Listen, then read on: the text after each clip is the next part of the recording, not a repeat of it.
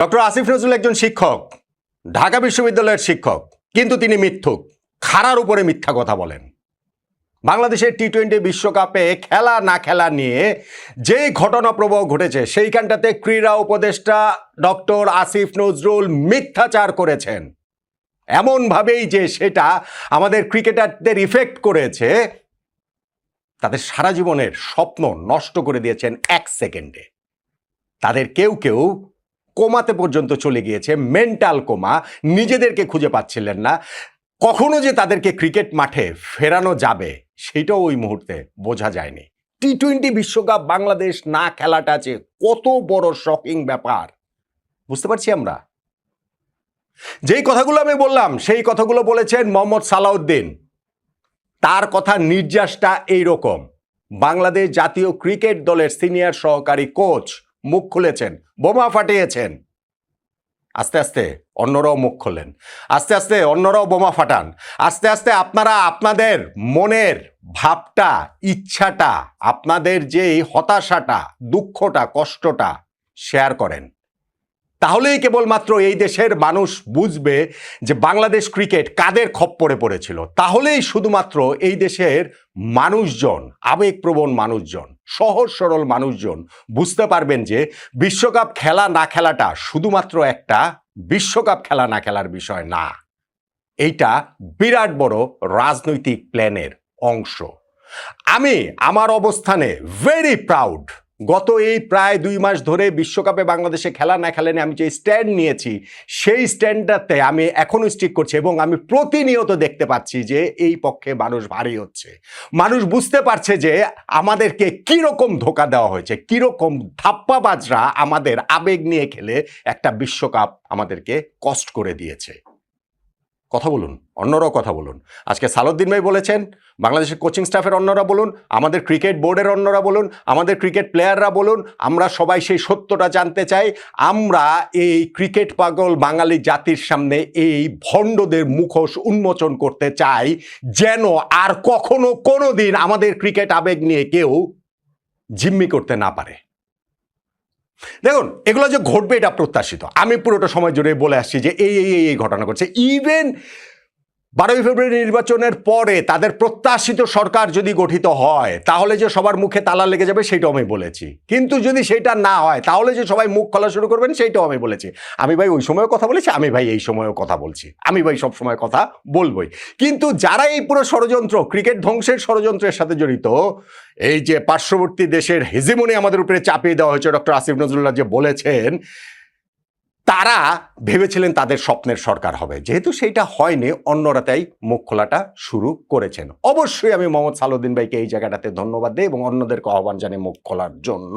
সালাউদ্দিন ভাই কি বলেছেন আমি লাইন টু লাইন সেটা ধরে বলছি। তার আগে আমি প্রেক্ষাপটটা নিশ্চয়ই আপনাদের মনে রয়েছে যে গত 22শে জানুয়ারি আমাদের ক্রিকেট প্লেয়ারদের সঙ্গে ডক্টর আসিফ নজরুল এবং cricket board president Aminul Islam বুলবুল ভাই সহ তারা যে মিটিং করেছিলেন, সেই মিটিং থেকে বেরিয়ে এসে ওই স্পোর্টস অ্যাডভাইজার আসিফ নজরুল ভাই বলেছিলেন যে স্পষ্টভাবে জানিয়ে দিতে চাই যে ভারতে বিশ্বকাপ না খেলার সিদ্ধান্তটা এটা সরকারের সিদ্ধান্ত। অথচ এর 19 দিনের মাথায় তিনি পল্টে দিলেন। জাস্ট সরকার যখন ক্ষমতা থেকে নেমে যাবে তার আগে নির্বাচনের 2 দিন আগে 10ই ফেব্রুয়ারি তিনি বলেছেন যে আমাদের কি সিদ্ধান্ত নিয়েছে আমাদের ক্রিকেট খেলোয়াড়রা, ক্রিকেট বোর্ড। হ্যাঁ, এরপরে তিনি একটা ক্ল্যারিফিকেশন দিয়েছেন বটে যে না, এটা আমার কথা একটু ভুল বোঝাবুঝি হয়েছে, তবে ক্রিকেট বোর্ড ও খেলোয়াড়রা আমাদের সিদ্ধান্ত মেনে নিয়েছেন, যে কারণে আমরা সিদ্ধান্তটা ইমপ্লিমেন্ট করতে পেরেছি। মিথ্যাচার, ভণ্ডামি, অসততা কে মেনে নিয়েছে, কারা মেনে নিয়েছে? এবার মোহাম্মদ সালাউদ্দিন যে কথাগুলো বলেছেন আজকে, সেই কথাগুলো শুনুন।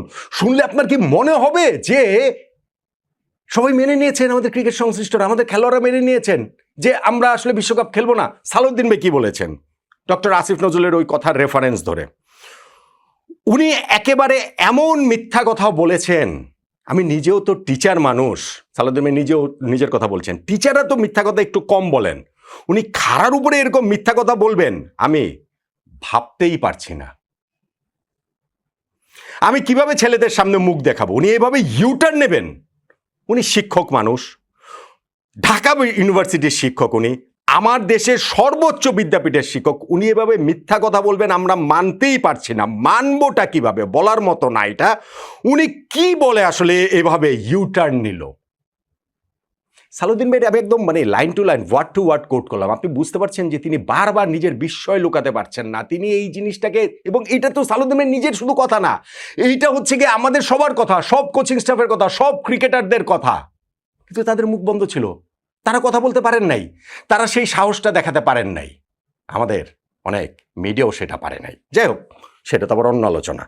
আমাদের এইখানটাতে সালাউদ্দিন ভাই এরপরে বলছেন যে একটা ছেলে যখন বিশ্বকাপে খেলবে সেটা তার ড্রিম, স্বপ্ন, তার 27 বছরের স্বপ্নটা নিয়ে সেই বিশ্বকাপটা খেলতে চায়, সেই ড্রিমটা আপনি 1 সেকেন্ডে নষ্ট করে দিলেন। ডক্টর আসিফ নজরুলের উদ্দেশ্যে তিনি বলেছেন, ঠিক আছে এটা দেশের সিদ্ধান্ত, যদি দেশের কারণে হয়ে থাকে সেটা স্যাক্রিফাইস করবে, কিন্তু ক্ষতির কথা বললে তো শুধু পার্সোনাল ক্ষতির কথা বলবো না, আপনি একটা মানুষের স্বপ্ন দেখাটা শেষ করে দিয়েছেন। ক্ষতির মাত্রাটা বুঝতে পারছেন? এটা শুধু একটা মানুষও না, আমি বলবো যে একটা জাতির আপনি স্বপ্ন দেখার ক্ষমতাটা আপনি শেষ করে দিতে চেয়েছিলেন। একটা বিশ্বকাপ না খেলে পর্যায়ক্রমে পুরো ক্রিকেট থেকে হচ্ছে কি আমাদের বিচ্ছিন্ন করে দিয়ে, ক্রিকেটটাকে ধ্বংস করে দিয়ে, এবং সেই ক্রিকেটারদের রেফারেন্স ধরে সালাউদ্দিন বলছেন, আমি তো জানি আমার 2টা প্লেয়ার কোমায় চলে গিয়েছিল, কোমা মানে মেন্টাল কোমায় চলে গিয়েছিল, ওরা 4-5 দিন ধরে কোথায় যেন হারিয়ে গিয়েছিল, ওদের যে টুর্নামেন্টে মাঠে ফেরাতে পেরেছি, যে কয়েকদিন আগে যে টুর্নামেন্টটা হলো, এটাই বেশি আমার কোচিং জীবনের সবচেয়ে বড় সাকসেস হচ্ছে গিয়ে এইটা, এই যে ক্রিকেটাররা যারা মেন্টাল কোমায় চলে গিয়েছিল তাদেরকে মাঠে ফেরাতে পেরেছেন। এখন আপনি আমাকে বলেন তো, সালাউদ্দিন ভাইয়ের এই কথাগুলো শুনে কি মনে হচ্ছে যে তারা খুব হাসি মুখে এটা মেনে নিয়েছে যে বাংলাদেশ বিশ্বকাপে খেলতে পারবে না? এটা তাদের সিদ্ধান্ত, সরকারের সিদ্ধান্ত, সরকার যেভাবে পল্টি দিয়েছে, সালাউদ্দিন বলছে যে আমি ছেলেদের সামনে মুখ দেখাবো কিভাবে?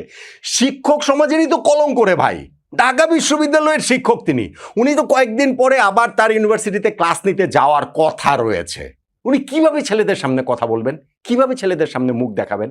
এক এক সময় এক এক কথা বলছেন। এমনি তো তার ফেসবুক স্ট্যাটাস তো বিখ্যাত, যে ওই উপদেষ্টা ছিলেন যে 1.5 বছর, তার আগের যে সময়টাতে তিনি যে স্ট্যাটাস দিয়েছেন পৃথিবীর সকল বিষয় নিয়ে, বাংলাদেশের সকল সমস্যা নিয়ে, এবং তিনি যদি ক্ষমতা পান তাহলে তিনি যে কি কি করতেন, অথচ 1.5 বছরে কি কি করেছেন সেটা তো আমরা জানি। আমার অন্য কিছু জানার হিসাব নাই, আমার প্রয়োজন নেই, আমাদের প্ল্যাটফর্ম এটা না, কিন্তু আমাদের ক্রিকেটের সর্বনাশটা আপনি এবং আপনারা করে গিয়েছেন, করে যেতে চেয়েছেন, একটা পর্যায় পর্যন্ত সাকসেসফুল, কেননা আপনারা বাংলাদেশকে একটা বিশ্বকাপ খেলতে দেন নাই, এবং এই ষড়যন্ত্রের সঙ্গে অবশ্যই এটা ডক্টর আসিফ নজরুল জড়িত, অবশ্যই আমিনুল ইসলাম বুলবুল ভাই জড়িত, অবশ্যই আমাদের ক্রিকেট বোর্ডের যারা রয়েছেন তারা জড়িত। ক্রিকেট বোর্ডে দায় মুক্তির সুযোগ নাই, আপনারা দায় নিয়ে ওই সময়, দায়িত্ব নিয়ে ওই সময় পদত্যাগ করেন নাই, একজনও করেন নাই 25 জনের মধ্য থেকে, বরং আপনারা লাফিয়েছেন। আপনারা ভেবেছেন যে 12 তারিখের নির্বাচনের পর আরো বেশি করে ক্রিকেটটার উপরে টুটি চেপে ধরা যাবে, কিন্তু ওই নির্বাচনের রেজাল্টই তো সবকিছু এলোমেলো করে দিয়েছে। আমি যে বারবার বলি জিনিসগুলো রাজনৈতিক, আমি যে বারবার বলে আসছি, আপনারা অনেকেই ডিসএগ্রি করেন। জাস্ট আপনি আমাকে একটা কথা একটু বলেন তো দেখি, আজকে মোহাম্মদ সালাউদ্দিন ভাই যেই কথাগুলো বলেছেন, 12ই ফেব্রুয়ারি জাতীয় সংসদ নির্বাচনে যদি এখন যারা সরকার গঠন করেছে বিজয়ী হয়ে তারা পরাজিত হতো, যারা এখন বিরোধী দলে তারা বিজয়ী হয়ে সরকার গঠন করত, সালাউদ্দিন ভাই এই কথাগুলো বলতে পারতেন? কেউ এই কথাগুলো বলতে পারতেন? বলার সাহস থাকতো? সাহস থাকতো না, কারণ গলা চেপে ধরা হতো। আমাদেরও গলা চেপে ধরার ভয় রয়েছে, আমাদেরও ওই যে 1.5 মাস সময় জুড়ে যা যা হয়েছে তখনও ওরকম অনেক রকম ভয় পেতে হয়েছে, কিন্তু ভাই সত্যের একটা শক্তি আছে, সত্যের একটা আলাদা সৌন্দর্য আছে, এবং সেইটা আপনি যত দিন যাবে তত বেশি করে সামনে চলে আসবে, তত বেশি করে প্রকাশিত হবে। আমি 100% জানি যে ওই সময় জুড়ে যারা যেই রোলটাতে ছিলেন, যারা এই কনস্পিরেসির সঙ্গে ছিলেন তাদের কথা আলাদা, যারা অনেকেই আছেন না যে না বুঝে তাদের মনে হয়েছে যে না না বাংলাদেশ একটা বিশ্বকাপ না খেললে কি হয়, না না না না এটা ভারতীয় আধিপত্যবাদের বিপক্ষে জবাব, না আমরা হচ্ছে গিয়ে ভারতকে দেখিয়ে দিলাম, আইসিসিকে দেখিয়ে দিলাম যে না ঠিক আছে আমরা আমাদের ক্রিকেটাররা তো এই স্যাক্রিফাইস করতেই পারে, আমরা সমর্থকরা স্যাক্রিফাইস করতে। আপনারা ধীরে ধীরে সবাই হচ্ছে গিয়ে বুঝতে পারবেন যে কিরকম একটা ষড়যন্ত্রের মধ্যে আমরা পড়ে গিয়েছিলাম, আপনারা ধীরে ধীরে সবাই বুঝতে পারবেন যে পারছেন যে কিরকম টাউট ভণ্ড বাটপারদের খপ্পরে আমরা পড়ে গিয়েছিলাম, এবং সেইখানটাতে ঢাকা বিশ্ববিদ্যালয়ের শিক্ষক পর্যন্ত ওর মধ্যে অন্তর্ভুক্ত, এবং সেই কারণে আজকে মোহাম্মদ সালাউদ্দিন ভাইও তাকে মিথ্যুক বলেন, তাকে এই রকম ভাবে তার বিরুদ্ধে ওই সিদ্ধান্তের বিরুদ্ধে কথা বলেন। সো আমি মনে করি আমি একটা কথা আগেই বলেছিলাম, কিন্তু ভাই বিচার বিভাগীয় তদন্ত চাই, বাংলাদেশ কি কারণে বিশ্বকাপ খেলতে পারেনি, কাদের কারণে খেলতে পারেনি, এক্স্যাক্টলি ডিসিশনটা কার কাছ থেকে এসেছিল, কিভাবে এসেছিল, কারা কারা মিটিং করেছে, কোন ছাত্র নেতাদের সঙ্গে বসে মিরপুর স্টেডিয়ামে মিটিং হয়েছে ক্রিকেট বোর্ডের। সো এই সব কিছু আসলে সামনে আসা উচিত, প্রত্যেকেরই কথা বলার। এখন মিডিয়াতে স্পিক আউট করেন, কিন্তু বিচার বিভাগে তদন্ত কমিটি করে পুরো সত্যটা এই জাতির জানার অধিকার রয়েছে বলে আমি মনে করি। সালাউদ্দিন ভাইকে ধন্যবাদ যে তিনি এইভাবে এইসব ভণ্ডদের মুখোশ উন্মোচনে শুরুটা অন্তত করলেন। ন্যাশনাল টিমের সেটআপের ভেতরে থেকে ক্রিকেট বোর্ডের চুক্তিভুক্তদের বা ক্রিকেট বোর্ডের অন্তর্ভুক্তদের মধ্যে থেকে প্রথম ব্যক্তি হিসাবে আমি সার্টেনলি আশা করব এই মেরুদণ্ডটা, এই